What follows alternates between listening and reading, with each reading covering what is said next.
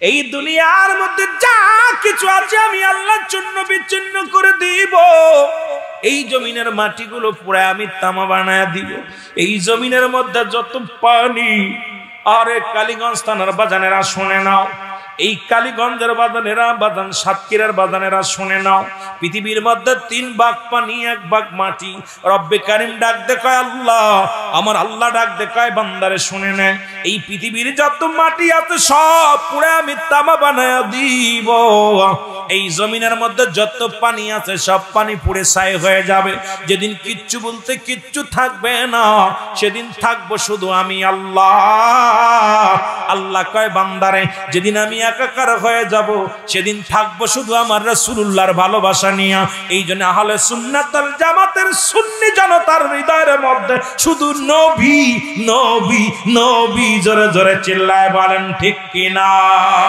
ওরে বাজান, এই দুনিয়া থেকে বিদায় যখন নিয়ে যাবা, এই দেহখানা তোমার মাটির মধ্যে রেখে দিবে, তোমার পোকামাকড়ে ভাগাভাগি করে খাবে।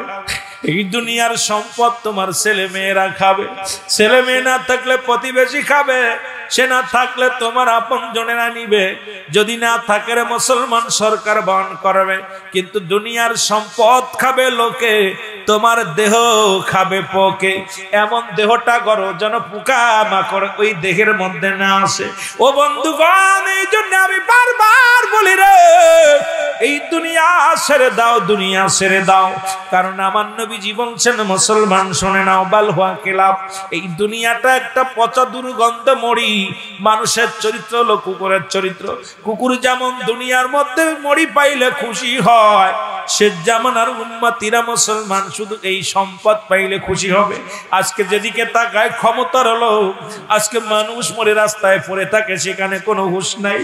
আর মানুষের জানমালের কোনো নিরাপত্তা নাই। আজকে মানুষকে মানুষের মানুষ মানুষ মনে করে না। আজকে দুনিয়ার ভাইয়ের ভাই ভাই ভাই হয়ে ভাইকে খুন করে, সন্তানকে বাবা খুন করে, বাবাকে সন্তান খুন করে। এমন একটা জামানা আমাদের মধ্যে বিরাজ করে না। ও যুবক, আমি বারবার তোমাদের বলে যাই, এই দুনিয়ার মোহের দাও, রব্বে কারিমের পাগল হয়ে যাও। এই আব্দুল মুত্তালিব সঙ্গে সঙ্গে চিঠি লিখে দিলেন, পত্র লিখে দিলেন, কোথায় রে আমার আব্দুল্লাহ, তোমার জন্য আমি তোমার পাত্রী ঠিক করেছি। আব্দুল্লাহ কয়, বাবা গো, দেখার প্রয়োজন না, আপনি আমার বাবা, যার সঙ্গে বিবাহ দিবেন আমি রাজি। আমার নবীজির আব্বা কিন্তু গার্জিয়ান ছাড়া বিয়ে করে নাই।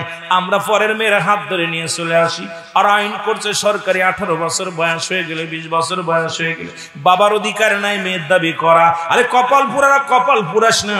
আমার নবীর বাবা কিন্তু বিয়ে করেছে, দাদাই নিজে পছন্দ করে দিছে।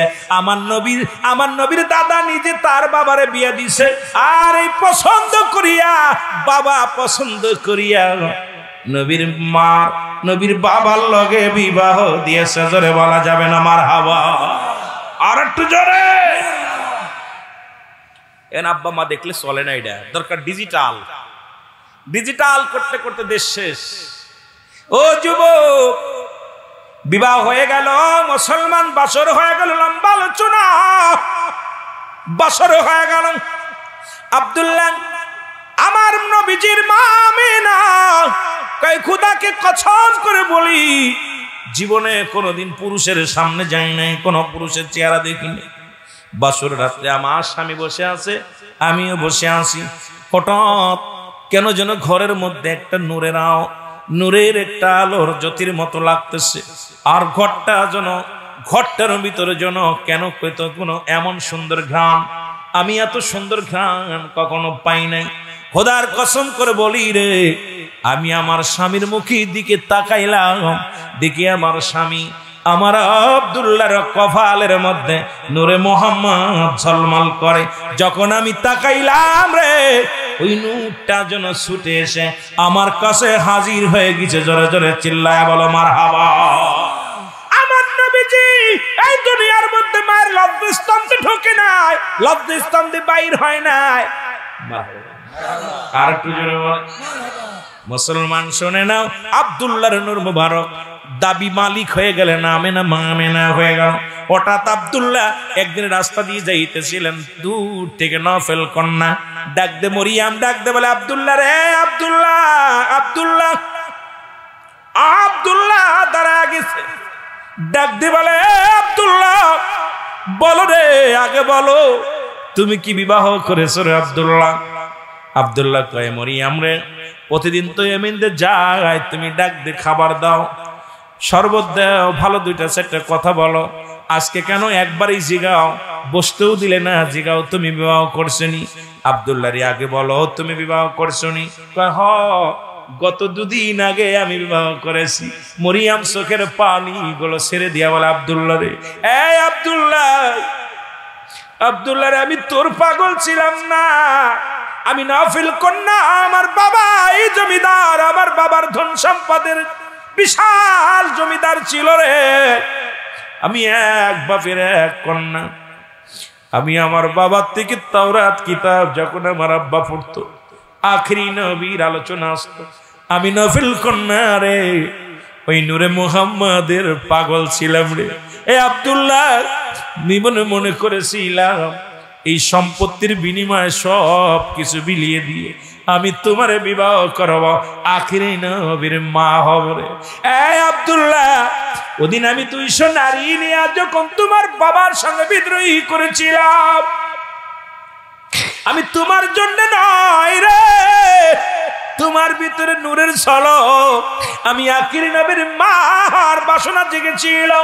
আব্দুল্লাহ রে, ও আব্দুল্লাহ, আমি তোমার রূপ যৌবনের জন্য পাগল ছিলাম না, আমি পাগল ছিলাম রহমতের নবী রাহমাতুল লিল আলামিনের মা হওয়ার জন্য। এরে আমার কপালে হইল না রে, আমি প্রতিজ্ঞা করলাম আর জীবনে কোনোদিন বিবাহ করব না। আরে আমি আর কোনোদিন কোন পুরুষের কাছে যাব না, কোনোদিন বিবাহ করব না। আয় আব্দুল্লাহ, আমি নূরে মুহাম্মাদের ওই স্মৃতি ধরে গুলো, ওই বাসনা জল্পনা কল্পনা করে আমার জীবনটা কাটায়া দিব। জোরে বলেন মারহাবা, আর একটু জোরে জোরে চিল্লায়া বলেন না মারহাবা। এই যুবক দলের কাণ্ড লাগে শোনো গো, এই দুনিয়ার মধ্যে রহমতের নবী দুনিয়ার মধ্যে আগমন করলেন, মায়ের গর্ভে সংবাদ পেয়ে গেলেন। সকালবেলা মা আমেনা সংবাদ পায়, মা আমেনা রে, ও আমেনা, তোমার গর্ভে আখিরি নবী হাজির হয়ে গেছে।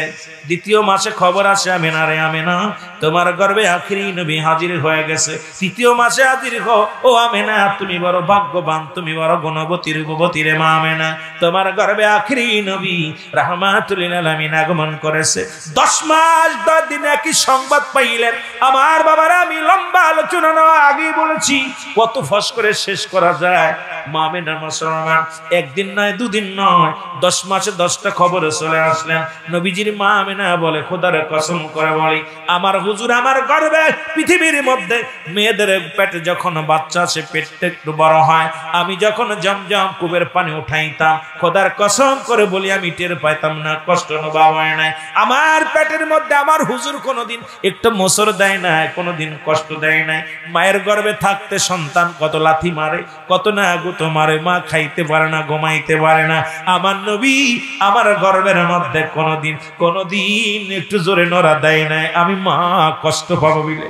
এই দুনিয়ার মধ্যে মুসলমান শোনো, এই 10 মাস 10 দিন পূর্ণ হয়ে গেল।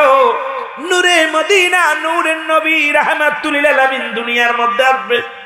আমার নবীর ফুফু সুফিয়া বলে, এই ঘরের মধ্যে বাতি নাই, ঘরের মধ্যে বয়ে আসি রে মুসলমান, শোনো গো।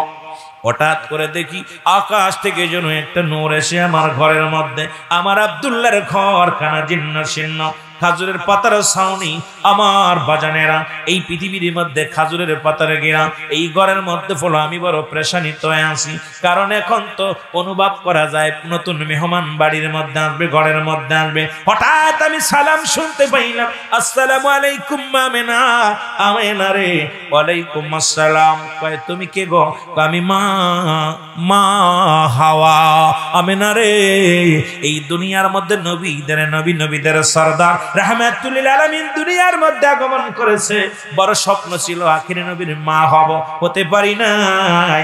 রব্বে কারীমের কাছে দাবি করেছিলাম, আল্লাহ ওই আখিরি নবী যেদিন দুনিয়ার মধ্যে আগমন করবে সেদিন যেন ওই ঘরের মধ্যে আমি একটু জায়গা পাই, সেদিন যেন আমি আমার হুজুরকে দেখতে পাই। আমেনা আসসালামু আলাইকুম, আমেনা আমেনা ওয়ালাইকুম আসসালাম, কে? আমি মারিয়াম। আসসালামু আলাইকুম, কে? আমি মাসিয়া। এইরকম চারজন মহিলা মুসলমান সোনা জান্নাতি মহিলা। শরীয়তে দুজন মহিলা ছিলেন, একজনের নাম হযরতে সুফিয়া আর আরেকজনের নাম হলো আমার মা আমেনা। এই দুজন ছিল ঘরের মধ্যে দুজন শরীয়তে মারিফাতের দৃষ্টিতে, আরো চারজন ছিলেন মুসলমান। রাসূল আকরাম সাল্লাল্লাহু আলাইহি ওয়াসাল্লাম দুনিয়ার মধ্যে আগমন করলেন। মা সুফিয়া ডাকতে বলো, দুনিয়ার মানুষ শোনো, এই পৃথিবীর মধ্যে নূরের পুতুল আমার গর্ভে থেকে, আমার বাবির গর্ভে থেকে আসলো। আমি জীবনে এত নূর পৃথিবী দেখি নাই রে। পৃথিবীর মধ্যে আগমন করলো, আমি তাকায় দেখি রে আমার হুজুরের মাথার শীতে কাটা, আমি দেখি আমার নবীজির চোখের মধ্যে সুরমা লাগানো, আমি দেখি আমার নবীজির নাভি কাটা অবস্থায়, এই দুনিয়ার মধ্যে উলঙ্গ অবস্থায় আমার নবী আসেন না কাপড় পরা। ও মুসলমান দিলের কান্ডা লাগা শোনো, আমি আমার নবীর দেখেছি রে। আমার হুজুর দুনিয়ার মধ্যে সিজদায় পড়ে গেছে, ইয়া রাব্বি হাবলি উম্মতি, ইয়া রাব্বি হাবলি উম্মতি। খোদার কসম করে বলি রে, আমার হুজুরের মুখে আওয়াজ শুধু উম্মতি উম্মতি শুনেছি। আমার নবী দুনিয়ার মধ্যে আগমন করলো গো। ওদিকে আব্দুল মুত্তালিব বলে, আমি কাবার সামনে দিয়ে আসতেছিলাম রে, হঠাৎ দেখি কাবার মধ্যে যত মূর্তিগুলো ছিল সবার মাথা নত হয়ে গেছে। আমি জিগাইলাম, ও মূর্তি, তোমাদের মাথা কেন বেঁকা হয়ে গেছে? মূর্তিগুলোর জবান খুলে গেছে। ডাকতে বলে, আব্দুল মুত্তালিব, তুমি জানো না আমাকে ভাঙার জন্যে, আমাকে বিতাড়িত করার জন্য এই পৃথিবীর মধ্যে নবীদের নবী রাহমাতুল লিল আলামিন আগমন করেছে, অথচ সেই নবী ঘোষণা করে দিছে আমি দেখতেছি। এ মুসলমান শুনে নাও, গভীর মনোযোগ। তিরমিজি শরীফের হাদিস 3952 নম্বর পৃষ্ঠা, 52 নম্বর হাদিস খানা শোনো। 3952 নম্বর হাদিস। আমার নবী বলে গেছে, অচিরে আমার উম্মতের মধ্যে এক দল, তারা নিজেরা মূর্তি পূজা করবে, অন্য কেউ উৎসাহিত করবে। আজকে বাংলাদেশের বুকে দুনয়ন ভরে দেখলাম মুসলমান ইমানের চাইতে ভোটের দাম বেশি। জোরে বলেন ঠিক কিনা? 3 নম্বর হলো কিয়ামতের ময়দান। বড় বড় 3টা বিপদ প্রতিটা মানুষের জীবনে। 1 নম্বর বিপদ হলো মরণ। 1 নম্বর বিপদের নাম কি? আর একটু জোরে বলেন কি? 2 নম্বর বিপদ কবর। 3 নম্বর বিপদ কিয়ামতের ময়দান। এই পৃথিবীর মধ্যে আসার একটা সিরিয়াল আছে, যার সিরিয়াল নাই।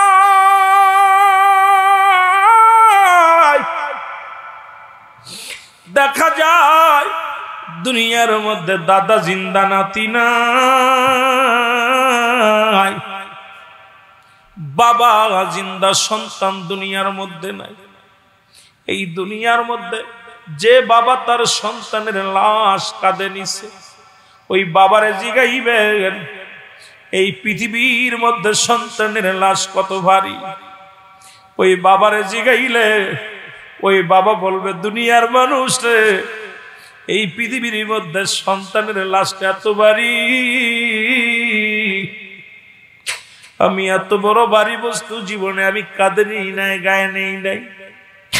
সন্তানের জিগাইবেন তোর বাবার লাশটা কত ভারী। সন্তান বলবে, দুনিয়ার মানুষ রে, আব্বা আমার লাশ এত ভারী আগে জানি না। আজকে সেই সন্তানের লাশ বাবার কাঁধে, বাবার লাশ সন্তানের কাঁধে, দাদার লাশ নাতির কাঁধে, নাতির লাশ দাদার কাঁধে। পৃথিবীর মধ্যে আসার একটা সিরিয়াল আছে, যার কোনো সিরিয়াল নাই। 1 নাম্বার বিপদ হলো মানুষের মরণ। এই মরণের কথা বলতে যে একটা কথা আমার মনে পড়ে গেল। আল্লামা মুফতি আমজাদ আলী সাহেব একটা কিতাব লেখলেন, এই কিতাবের নাম বার শরিয়াত। এই কিতাবের মধ্যে লিখতে যা উনি বললেন, দুনিয়ার মানুষ শোনো,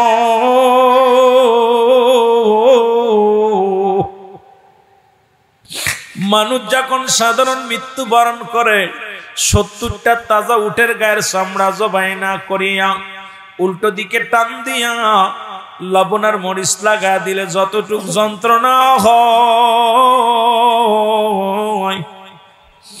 এর চাইতে 70 গুণ যন্ত্রণা হলো একটা সাধারণ মৃত্যু। আমার বাবারা আমার, আজকে যারা মরণের সময় পায়খানা করে দেয়, মরণের সময় যাদের চোখ দুটি বড় বড় হয়ে যায়, মরণের সময় কত মানুষ প্রস্রাব করে দেয়, জিহ্বা বাইর হয়ে যায়, এই কত মানুষের দাফন পড়াইলাম রে,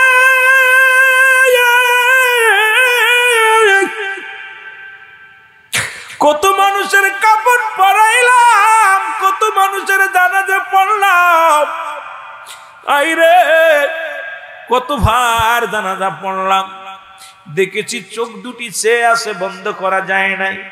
ইমাম সাহেব হুজুর জানে কত মায়ের লাশ ওরে দাফন করার পর সে রয়েছে, জিহ্বা বাইর হয়ে রয়েছে। ওই গোসল করাতে যায় দেখছে তারা পায়খানা করে দিছে, প্রস্রাব করে দিছে, এত যন্ত্রণা রে বাবা। কিন্তু মুমিনের মৃত্যু হয় আটা গোলাইয়া খামির বানায়া, এই খামিরের মধ্যে যদি একটা চুল পড়ে এটা টানতে বাইর করলে যেমন অনাসে বাইর হয়ে যায়। একমাত্র ইমানদারদের মৃত্যু হয় এত আসানে। আর রব্বে কারীম তো দুইটা জায়গা রেখে দিছে, একটা হলো জান্নাত। ইমানদারদের জন্য ঘোষণা করে আমার আল্লাহ বলেন বিসমিল্লাহির রাহমানির রহিম উ'iddat লিল মুমিনিন।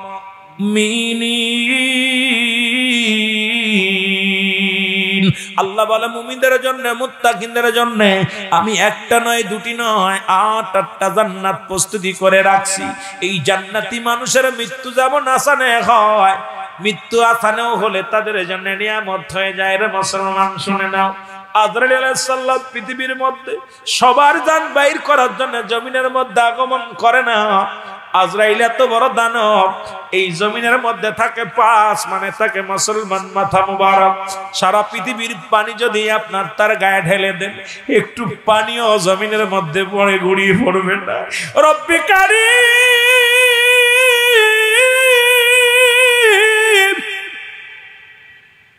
কোন দিন যেন মরণের পেলা পান করবো রে, কোন দিন যেন আজরাইল চলে আসবে রে, কোন দিন যেন ধরা পড়ে যাব। ছেলেমেয়েরা কাঁদবে, ছেলেমেয়েরা বিদায় দিতে চাবে না, কেউ ধরে রাখবে না। ইমাম সাহেব দোয়া দুরুদ পড়ায়া জানাজার নামাজ পড়ায়া চির বিদায়ের জন্য প্রস্তুতি হয়ে যাবে। আমার বন্ধুগণ, এই মরণের পেয়ালা পান করতে হবে, এর মধ্যে কোনো সন্দেহ নাই। ধরে বলেন ঠিক কিনা?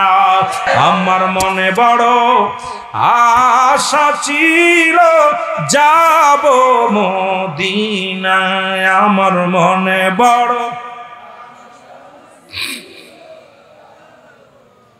আরো জোরে বলেন আমার মনে বড়,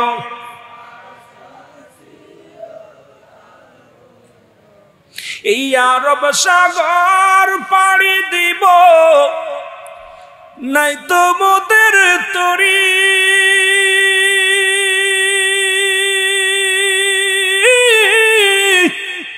পাখা নাই তো উড়ে যাব ডানাতে ভর করি। রে আশায় আছে সম্বল নাই, আশায় আছে রে করি কেউ পায়। আমার মনে বড় আশা ছিল যাব মদিনায়, আমার মনে বড়, আরো জোরে বলেন আমার মনে বড়।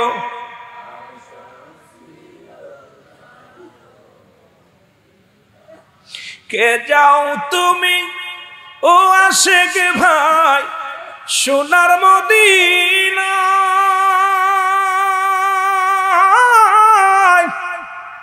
এ গোলামের সালাম খানি দিও গো পৌঁছায়। আমার মনে বড় আশা ছিল যাব মদিনায়, আমার মনে বড়।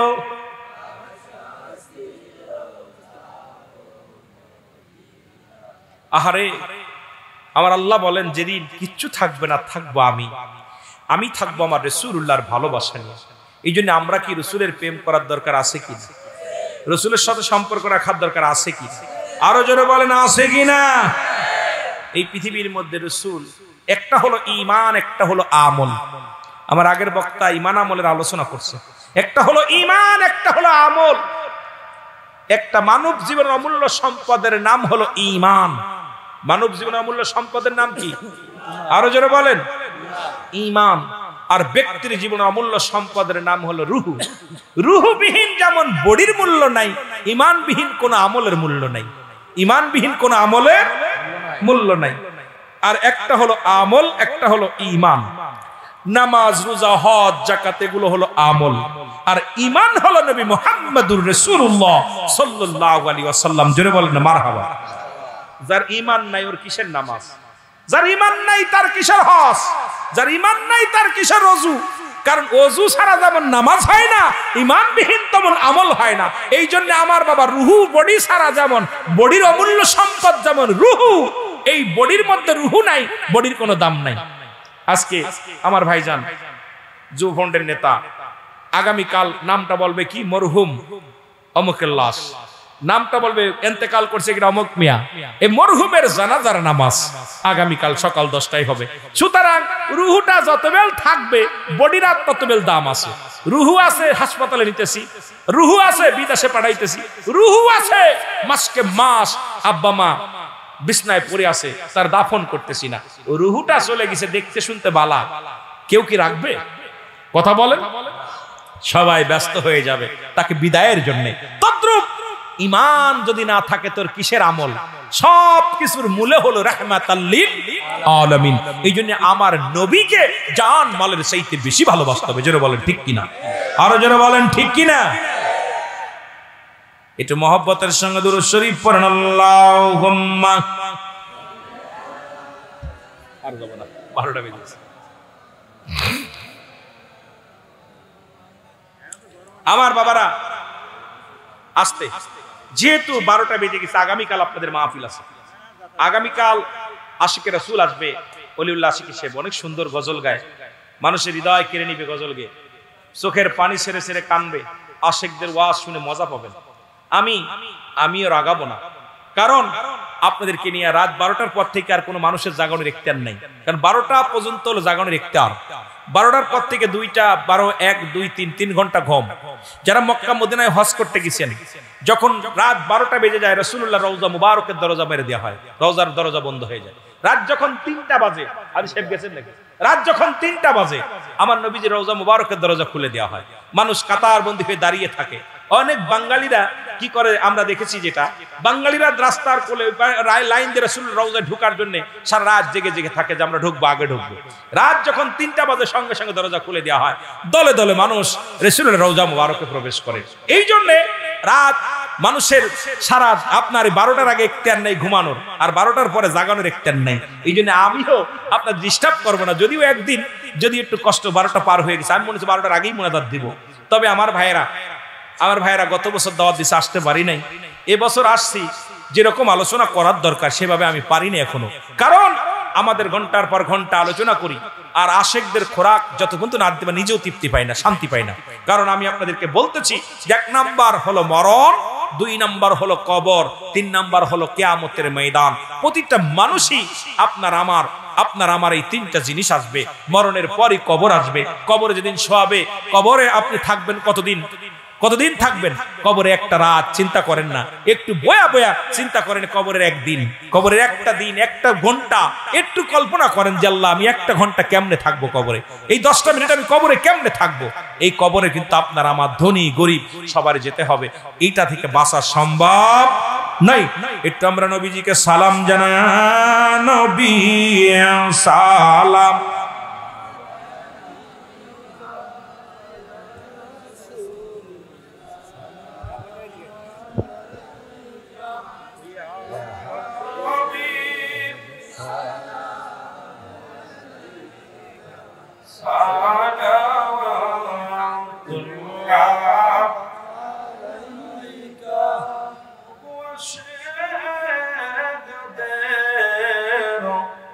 মক্কা মদিনার ব্যবসায়ীরা এসে বলে, আব্দুল মুত্তালিব শোনো গো, খবরদার, আমরা তোমার আব্দুল্লাহর মুখখানা দেখে যখন কোনো ব্যবসায়ী কাজে যাই আমাদের উন্নতি হয়, আমরা যে কোনো কর্মের মধ্যে গেলে আমাদের উন্নতি হয়।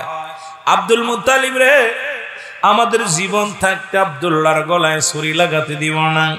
ওদিকে নফেলের কন্যা মুসলমান শুনে নাও, মরিয়াম কয়, আব্দুল মুত্তালিব রে, আমরা মেয়েরা বিদ্রোহী ঘোষণা করলাম, যদি আব্দুল্লাহর গায়ের একটা পশমের ক্ষতি আমরা ছাড়ব না। আব্দুল মুত্তালিব বড় বিপদের মধ্যে পড়ে গেল। এক হলো জনগণের বিদ্রোহী, দুই হলো মানত পুরাণ। কি করবে? ডাকলেন ইহুদিদের আলেমদের, ইহুদি আলেমদের ডাকলেন, ডাক দিয়ে বলেন, আমার ভাইয়েরা রে, আমি বড় মুশকিলের মধ্যে পড়ে গেছি, কারণ মক্কা মদিনার সব মানুষ আব্দুল্লাহর পক্ষে দাঁড়ায় গেছে, আর ইহুদিরা খ্রিস্টানেরা সবাই, মুসলিমেরা সবাই আব্দুল্লাহর পক্ষ নিছে রে। এখন আমি তো কারে কি করবো, আমারে বইলা দাও। এর ইহুদি আলেমরা, আব্দুল মুত্তালিব একটা কাজ করো, লটারি করো, লটারি করে যদি যার নাম আসবে তাকেই তুমি জবাই করবা, কুরবানি করবা। আব্দুল মুত্তালিব 100 বার নাম লেখলেন সন্তানদের, একবার নাম লেখলেন, উটের নাম লেখলেন, লেখিয়া এবার পাতিলের মধ্যে দিলেন, একটা পাত্রের মধ্যে রাখলেন, রাখিয়া একটা মাসুম বাচ্চা দিয়ে লটারি টান দিলেন। একবার নয়, দুবার নয়, 99 বার ডাকছে, 99 বারই আব্দুল্লাহর নাম আসছে। জোরে বলা যাবে না আল্লাহু আকবার। এদিকে আব্দুল মুত্তালিব তার বাল্য বন্ধু আব্দুল ওহাবকে বলেছিল, ওহাব রে, তোর মেয়ে হয়েছে, আমার ছেলের সঙ্গে তোর বিবাহ দিব। আর আব্দুল ওহাবের কন্যা আর ছিল মুসলমান, 5টা গুণের গুণান্বিত ছিল আব্দুল ওহাবের কন্যা। পৃথিবীর মধ্যে 5টা গুণের গুণান্বিত নারীকে বিবাহ করো, যেটা নবীর বাবা করেছে, আমার নবীরা করেছেন, সাহাবীরা করেছেন। ওরে মুসলমান, পৃথিবীর মধ্যে এই 5টা গুণের নারী যদি কেউ বিবাহ করতে পারো, যুবক বন্ধুরা, দুনিয়ার মধ্যে শান্তি, দুনিয়ার মধ্যে জান্নাত কামাই করে নিতে পারবা। আমি আজকে বলে যাব সেই 5টা গুণের গুণান্বিত আব্দুল ওহাব। আব্দুল ওহাবের কাছে যায়, ডাকতে বলে, আব্দুল ওহাব রে, আমার আব্দুল্লাহর জন্য মক্কা মদিনার নারীরা পাগল, তোমার সাথে তো কথা দিয়েছিলাম তোমার কন্যার সঙ্গে বিবাহ হবে গো, তোমার কন্যা কি বড় হয়েছে? আব্দুল ওহাব ডাক দেখ, আব্দুল মুত্তালিব, আমি তোমার ছেলের জন্য রেখে দিছি সেই বড় আমানত। আর আমার পৃথিবীর মধ্যে আমার মেয়ের ভিতরে 5টা গুণ আছে। 1 নাম্বার গুণ আমার মেয়ে সতীত্বর আমানতদারি, আমার মেয়ে গুণবতী, আমার মেয়ে আমলদারি, আমার মেয়ে মুসলমান পর্দাশীলতা নারী। 5টা গুণ যুবক লেখে নাও, লেখে নাও। আমার নবীর নবীর মা কেমন ছিল গো? আমার নবীর মায়ের গর্ভে থেকে আখির নবী রাহমাতুল লিল আলামিন আগমন করলেন, সেই মার ছিল 5টা গুণ। 1 নাম্বার গুণ ছিল তার সতীত্বর আমানতদারি। জীবনে কোনো বেগানা পুরুষ তার চেহারা দেখে নাই, জীবনে কোনো বেগানা পুরুষের নজরে সে আসে নাই। জোরে জোরে চিল্লায় বল আল্লাহু আকবার। 1 নাম্বার ছিল সতীত্বর আমানতদারি, 2 নাম্বার ছিল পর্দাশীলতা নারী, 3 নাম্বার ছিল সে আমলদারি নারী, 4 নাম্বার ছিল গুণবতী রূপবতী। যেমন ছিল তার রূপ তেমন ছিল তার গুণ। আর তৎকালীন জামানায় মুসলমান বংশগত উত্তম বংশের মেয়ে ছিল আমার নবীর মা আমেনা। আমার নবীর মা আমেনার বাবা আব্দুল ওহাব জরি, তিনি ছিলেন তৎকালীন জামানার একজন সাধু ব্যক্তি, একজন আল্লাহওয়ালা মানুষ। জোরে জোরে চিল্লায় বলা যাবে না মারহাবা। আমার বন্ধুগণ, গভীর মনোযোগ, দিলের কান্ডা লাগা শুনবেন। আল্লাহ কয়, হাবিব, আমি কাউরে জন্ম দিই নাই, কারো থেকে জন্ম নিই নাই। আসমান জমিনের মধ্যে আমার সমতুল্য সমকক্ষ আর কেউ নাই। সারা পৃথিবী আমার মুখাপেক্ষী আমি কারোর নাই। আর এই সৃষ্টি জগতের শ্রেষ্ঠ মানব, শ্রেষ্ঠ নবী হলো রাহমাতাল লিল আলামিন। জোরে জোরে চিল্লায়া বলেন মারহাবা। আর একটু জোরে জোরে বলেন মারহাবা। এখন মুসলিম মিল্লাতের ঈদ হলো কয়টা? এখন আসলে ঈদের বিষয় নিয়ে মুসলিম মিল্লাতের ঈদ হ মুসলমান শোনো, মুসলিম মিল্লাতের ঈদ কয়টা? জোরে বলেন কয়টা? আরো জোরে বলতে হবে। ঈদে মিলাদুন নাম দিছেন, এত কয় বছর 34 বছর ধরে করতেছেন, এখন ঈদ কোন 3টা? এই মিয়া, কিসের জন্য ঈদে মিলাদুন নবীর মাহফিল দেন? মুসলিম মিল্লাতের ঈদের সংখ্যা অনেকগুলো, তার মধ্যে সর্বোত্তম ঈদ হলো 5টা। জোরে বলেন সুবহানাল্লাহ। আর একটু জোরে বলেন না, আরো জোরে। যারা ঈদে মিলাদুন নবী মানে না, আমি লম্বা আলোচনা দিক যাব না, অনেক আলোচনা করা লাগবে।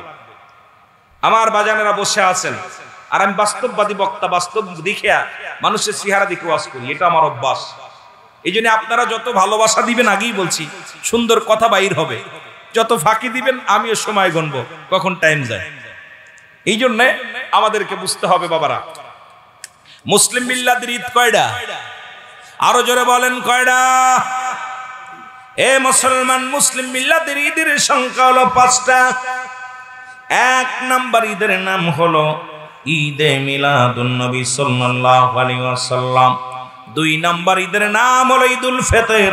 3 নাম্বার ঈদের নাম হলো ঈদুল আযহা। 4 নাম্বার ঈদের নাম হলো ইয়াউমুল জুম্মা। যেহেতু ইমাম সাহেব বসে আছে মেম্বারে বইয়া বইয়া বলে আজকে ঈদের দিন, আজকে হজের দিন, সবাই যে আগে আসে এত নাকি ইমাম রে জিগাইবেন, আর ঈদ আইলো কই থেকে? আজকে তো জুম্মার দিন, এটা হলো ইয়াউমুল জুম্মা। 5ম নাম্বার হলো আরাফাতের ময়দান। এই মুসলিম মিল্লাতের 5টা মুসলমান সর্বোত্তম ঈদ হলো ঈদে মিলাদুন নবী সাল্লাল্লাহু আলাইহি ওয়াসাল্লাম। জোরে বলেন মারহাবা। আর একটু জোরে। 1 নাম্বার ঈদের নাম কি? জোরে চিল্লায় বলেন, 1 নাম্বার ঈদের নাম কি? 2 নাম্বার ঈদের, আরো জোরে বলেন, 2 নাম্বার ঈদের নাম কি? 3 নাম্বার, 4 নাম্বার ইয়াউমুল জুম্মা, 5 নাম্বার আরাফাতের ময়দান। এই মুসলিম মিল্লাতের 5টা ঈদ, সর্বশ্রেষ্ঠ ঈদ উদযাপন হচ্ছে আজকে এই জমিনের মধ্যে। মারহাবা বলবেন না? মারহাবা বলবেন না? আমার বন্ধুগণ, আমার গভীর মনোযোগ। কিন্তু ওরা কোনোদিন মানবে না। না মানার পিছে একটা কারণ দেখলাম। কারণটা হলো ঈদুল ফিতরে পাওয়া যায় যাকাত ফিতরার টাকা, আর ঈদুল আযহায় পাওয়া যায় চামড়া, গরুর চামড়া, মহিষের চামড়া, ভেড়ার চামড়া।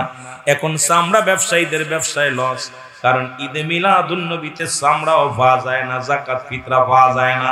আমার দেশে অসংখ্য অসংখ্য প্রতিষ্ঠান খুলে খুলে, ব্যাঙ্গের ছাতার মতো প্রতিষ্ঠান খুলে খুলে চামড়া ব্যবসায়ীরা, দেখবেন এই ধর্ম ব্যবসায়ীদের এখন বন্ধ হয়ে গেছে ব্যবসা।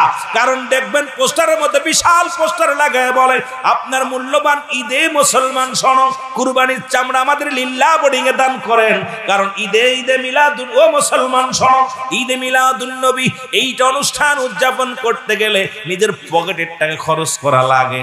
আর ঈদুল ফিতরেও পাওয়া যায়, ঈদুল আযহায় পাওয়া যায়। এই জন্য ওদের কাছে ওইটা জায়েজ, এইটা ওদের কাছে না জায়েজ। জোরে বলেন ঠিক কি না?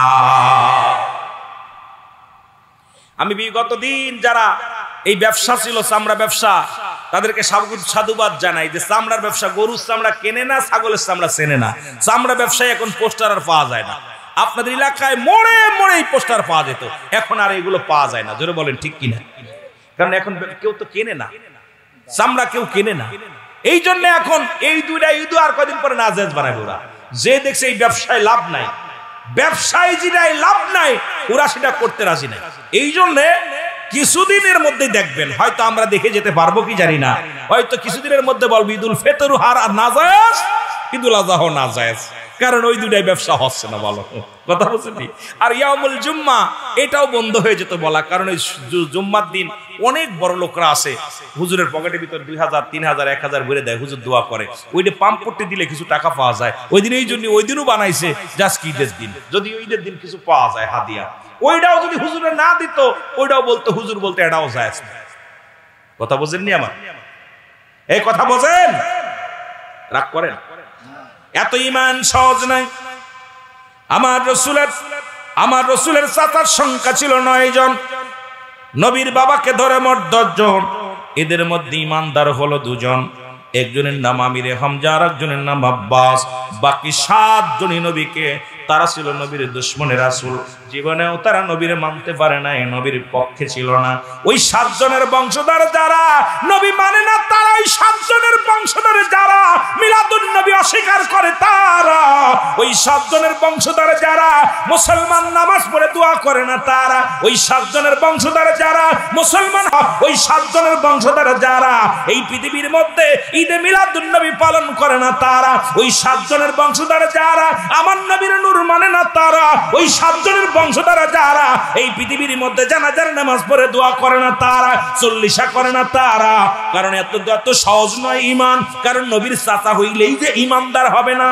এই পৃথিবীর মধ্যে অসংখ্য দাড়িওয়ালা, অসংখ্য টুপিওয়ালা আর দুশ্মনের রাসূল, দুশ্মন ওলি, জোরে বলেন ঠিক কিনা? কথা বুঝেননি? রাসূলুল্লাহ চাচার সংখ্যা ছিল কয়জন? জোরে চিল্লায় বলেন কয়জন? ঈমানদার হলো 2 জন, একজনের নাম আমিরে হামজা আর একজনের নাম আব্বাস। বাকি সবাই বলছে এটা আমাদের মুহাম্মদ, আমাদের ভাতিজা, এ নবী হয় কেমনে? কথা বুঝেননি? এই 7 জনের বংশধর যারা কিয়ামত পর্যন্ত দুশ্মনের রাসূল নবীকে তারা মানতে পারবে না, রাসূলুল্লাহর আদর্শ তারা মানতে পারবে না, নবীর সুন্নি তরিকায় তারা চলতে পারবে না। এরা হলো পৃথিবীর মধ্যে দুশ্মনের রাসূল। জোরে বলেন ঠিক কিনা? আমার রাসূলুল্লাহ ফুফুর সংখ্যা ছিল 6 জন। কয়জন? জোরে বলেন কয়জন? 6 জন। এদের মধ্যে ঈমানদার হলো 2 জন। একজনের নাম মুসলমান হযরত সুফিয়া, আর একজনের নাম হযরত উমর। বাকি 4 জনই ছিল তারা দুশমনের রাসূল। এই 4 ওই শ্রেণী মহিলা যারা জীবনেও নবী মানবে না, জীবনেও মিলাদুন নবী মানবে না। যতই মিলাদুন নবীর আলোচনা হোক আর যতই আলোচনা করেন, জীবনেও তারা মানতে পারবে না। কারণ তারা হলো ওই দলের লোক, নবীর দলে ছিল না, নবীর বংশ ছিল, নবীর আহলে বায়াত ছিল, কিন্তু নবীকে মানতে পারে না। ওই 11 মুসলিম 7 আর 4 11 জন। কয়জন? 11 জন ছিল দুশমনের রাসূল, আর 4 জন ছিল মুসলমান আশিকে রাসূল। এই পৃথিবীর মধ্যে নবীর পক্ষে ছিল 4 জন, নবীর বিপক্ষে ছিল 11 জন। ওই এক মহিলা আর পুরুষ দিয়ে 11 জন, আর পুরুষ আর নারী দিয়া ছিল 4 জন। 4 জন ছিল রাসূলুল্লাহর পক্ষে, 11 জন ছিল বিপক্ষে। আজকে বাংলার আনাসে কানাসে এই বিপক্ষের মানুষের সংখ্যাটাই মনে হয় একটু বেশি দেখা যায়। জোরে কোন ঠিক কিনা?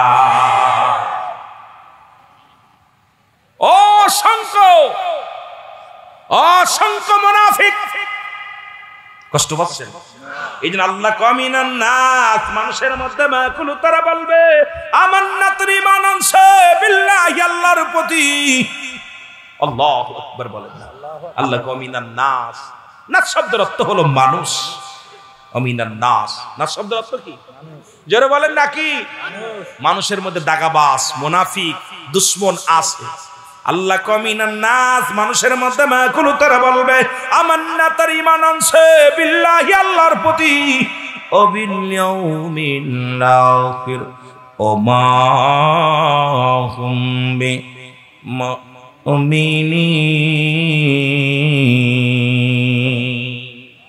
বাইরে মাইক ওয়াজ করে শান্তি পাচ্ছে না, টানছে না কথা।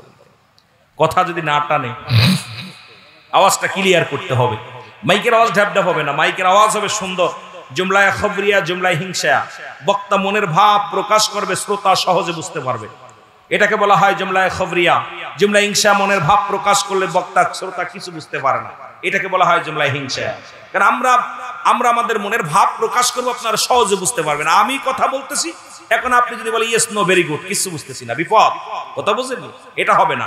এখান থেকে বুঝে নিতে হবে, যেটা বাতিল সেটা বাদ, যেটা হক সেটা ধর্ম। জোরে বলেন ঠিক কিনা? আর একটু জোরে বলেন ঠিক কিনা? একটু মহব্বতের সঙ্গে দুরূদ শরীফ পড়েন। আল্লাহুম্মা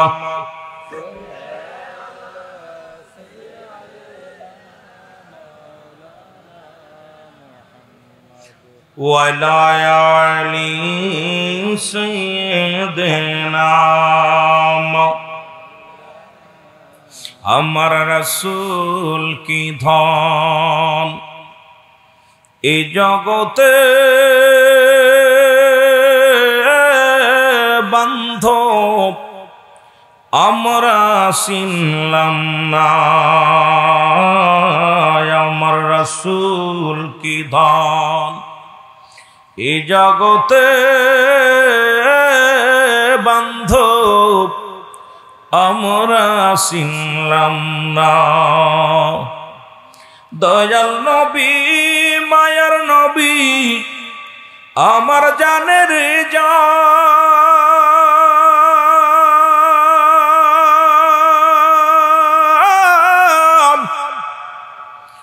আপনি বিনে কঠিন দিনে কে বাঁচাবে ঈমান। আমার রাসূল কি ধন এই জগতে বান্ধব আমরা চিনলাম না। আল্লাহুম্মা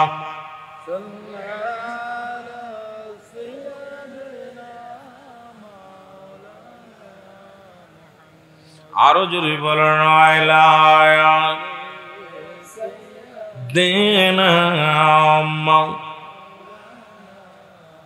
এ দুনিয়ার মুসলমান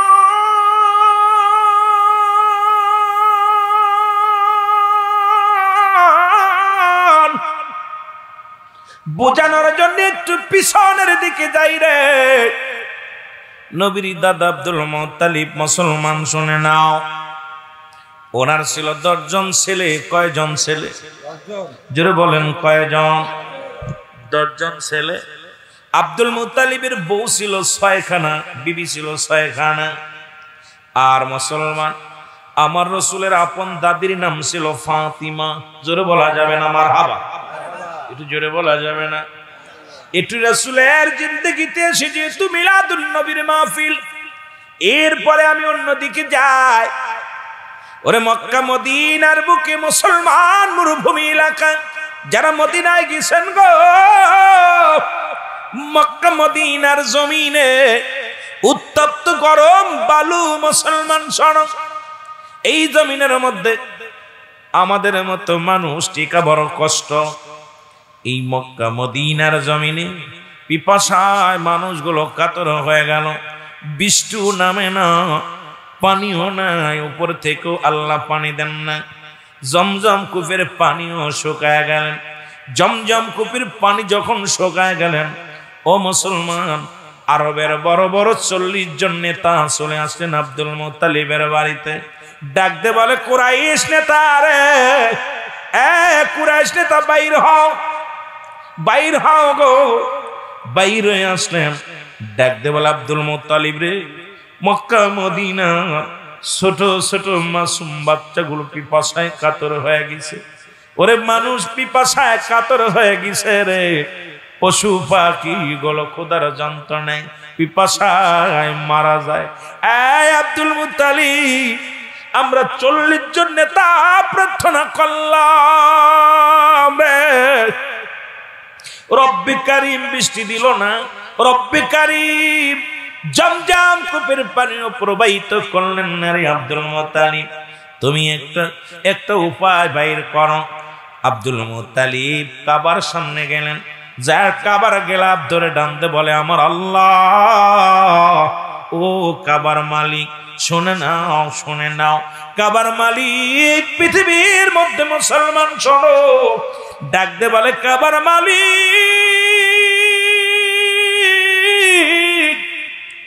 মালিক রে, যদি জমজম কূপের পানি প্রবাহিত হয়ে যায়, আমি আব্দুল মুত্তালিব কথা দিলাম রে, ওই মুসলমান কাবার মালিক পানির মালিকের জন্য রব্বে কারিমের দরবারে আমি আমার 10টা ছেলের মধ্যে একটা ছেলেকে কুরবানি করে দেব। জোরে জোরে চিল্লা বলা যাবে না মারহাবা।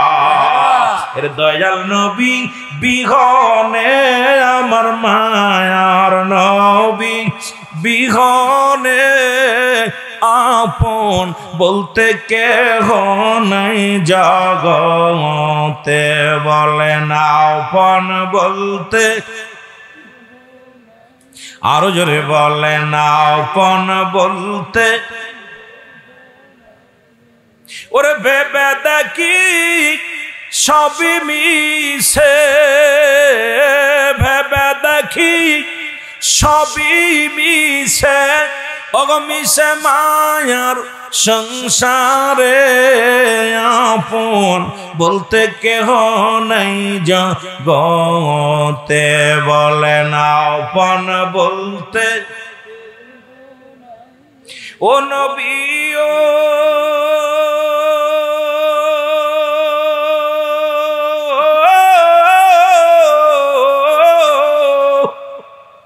এর মদিনাতে আসেন গো আপনি আমায় এতিম বানায়া,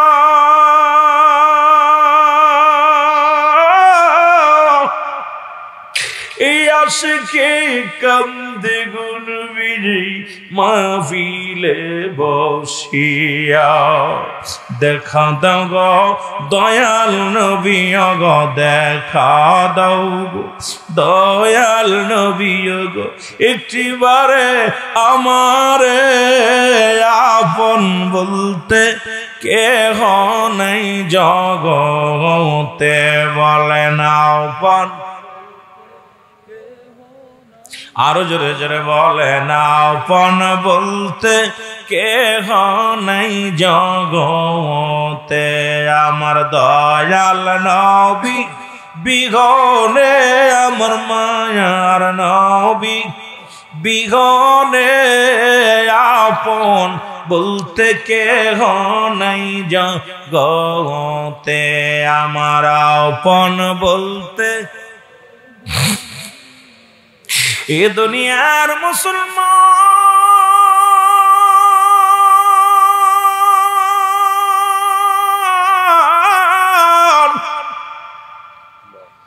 যখন রব্বি কারিমের দরবারে যখন মানত করছে গো, সঙ্গে সঙ্গে জমজম কূপের পানি প্রবাহিত হয়ে গেল।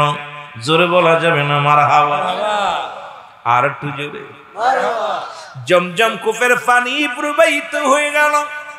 আমি কিছু কথা বোঝানোর জন্য একটু পিছনের দিকে গেছি রে, এরপরে অনেক লম্বা আলোচনা আসবে।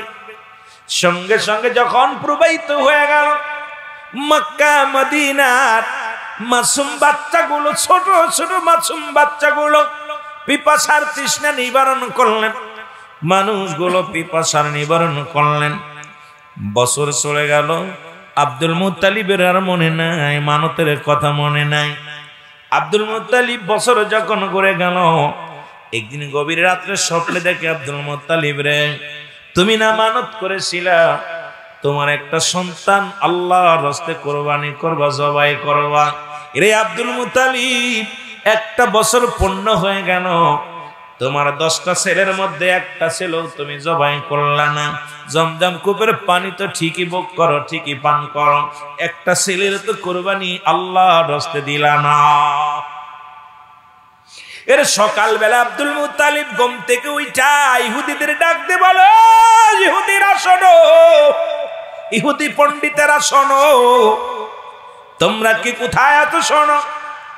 আমি আমার সন্তানদের মধ্যে একজনকে নিয়ত করেছিলাম জবাই করব আল্লাহর রাস্তায়।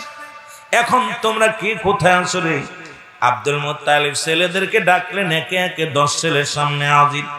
আবার বাজানেরা বড় ছেলেকে ডাক দিয়ে বলে, বাবা রে, আমি তোমাকে জবাই করে দিব। ছেলে কয় না।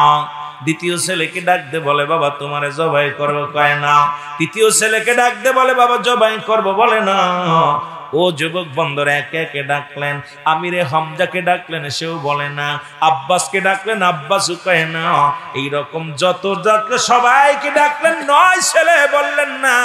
সর্বশ্রেষ্ঠ মুসলমান শোনো, সবচেয়ে ছোট ছেলে আব্দুল্লাহকে ডাক দিয়ে বলেন, বাবা আব্দুল্লাহ, আমার নবীর আব্বা জান।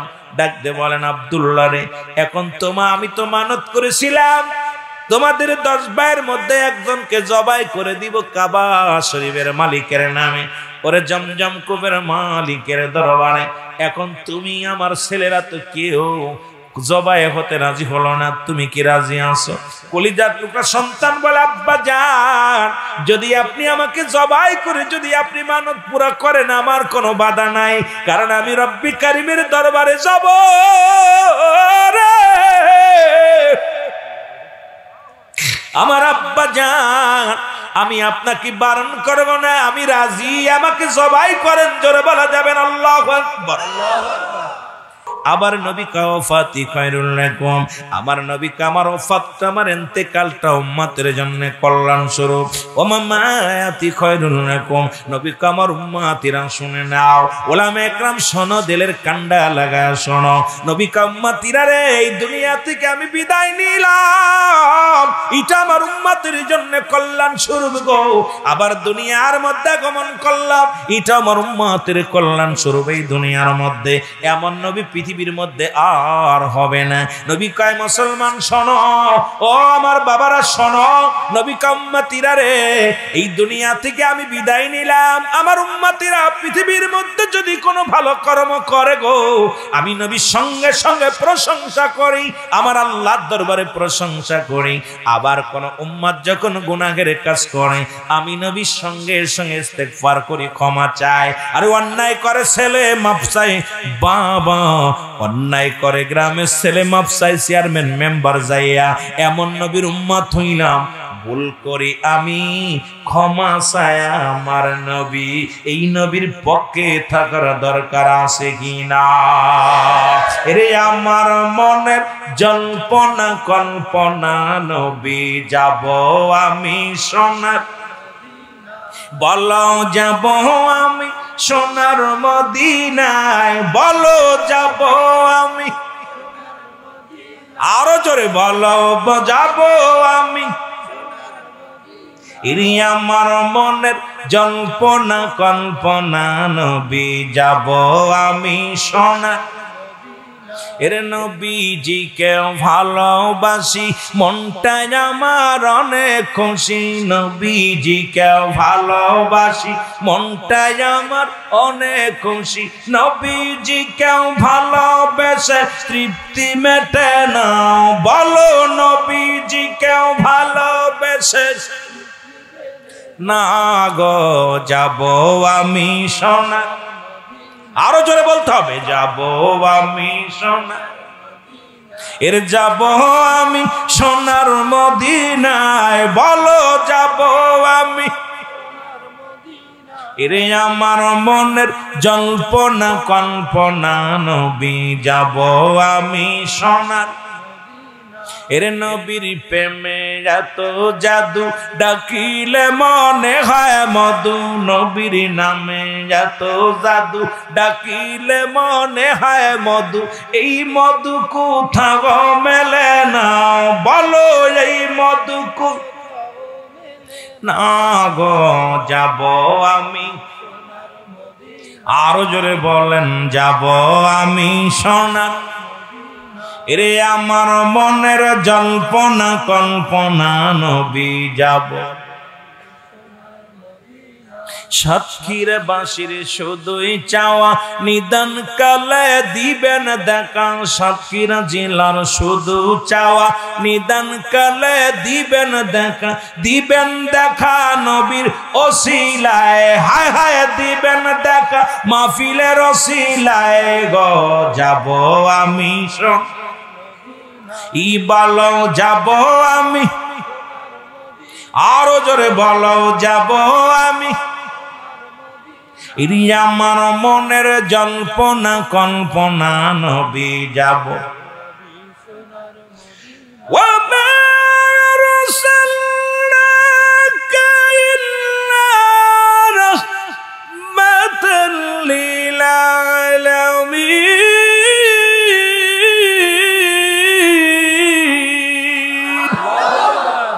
নবী গো, আপনি রাহমাতাল লিল আলামিন, আল্লাহ হলো রব্বুল আলামিন, আপনি রাহমাতাল লিল আলামিন। আমরা আশিক বসে আছি আপনার আশায়, নবী গো দিদার দিবেন। জোরে বলেন না মারহাবা, আর একটু জোরে বলেন মারহাবা। মহব্বতের সঙ্গে দুরূদ শরীফ পড়েন, আল্লাহুম্মা চা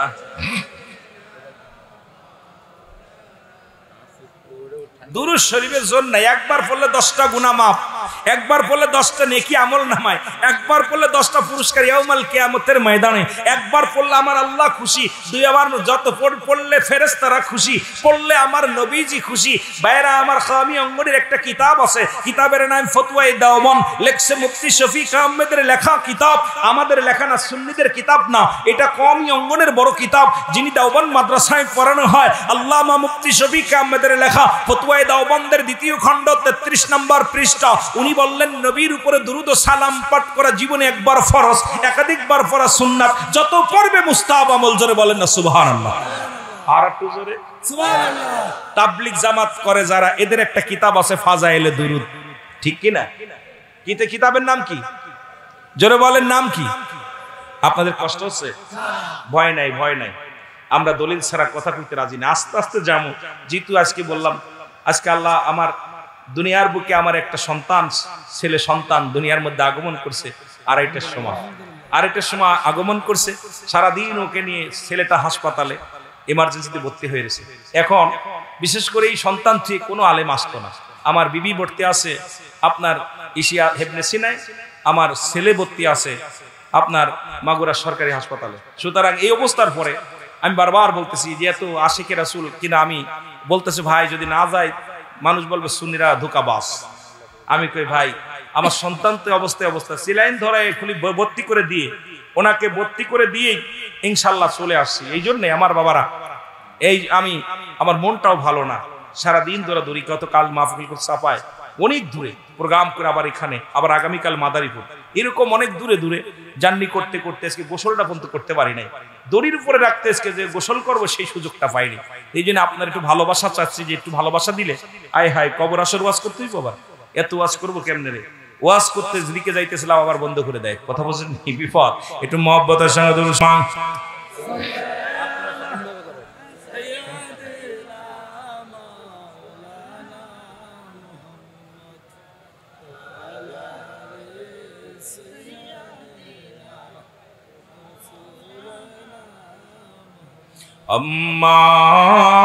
আল্লাহুম্মা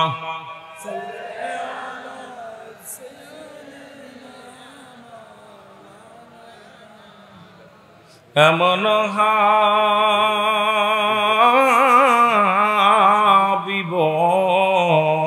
আমার মুক্তির কারণে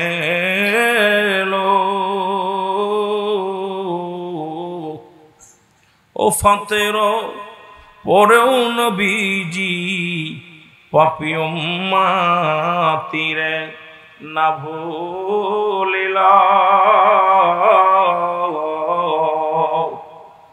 এমন হাবিব ও আমার, নাচিল আকাশ, নাচিল বাতাস, নাচিল কোন সৃষ্টিময়, রাসূল তোমারই কারণে বিশাল ভুবনে আমার আল্লাহ জির পরিচয়। আল্লাহুম্মা